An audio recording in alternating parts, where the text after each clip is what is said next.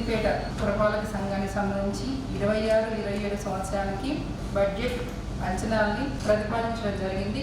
దీనికి సంబంధించి general fund కానివ్వండి, జనరల్ ఫండ్ వచ్చిన ఆదాయ వ్యయాలు, అదే రకంగా ఇతర మార్గాల ద్వారా మున్సిపాలిటీకి వచ్చే ఆదాయ వ్యయాల గురించి సంపూర్ణంగా దీనిలో వివరించడం జరిగింది.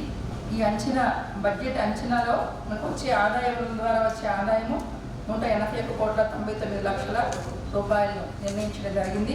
అదే రకంగా వ్యయం కూడా మొత్తం 181,99,00,000 రూపాయలుగా నిర్ణయించడం జరిగింది. ఇవన్నీ కూడా ఆమోదించడం కోసం ప్రభుత్వానికి పంపించడం జరుగుతుంది. సభ్యులందరూ కూడా చాలా జాగ్రత్తగా వినడం జరిగింది. వారందరూ కూడా దీన్ని కూడా మౌనంగా ఉన్నారు కాబట్టి దీన్ని కూడా ఆమోదించాలని భావిస్తున్నారు.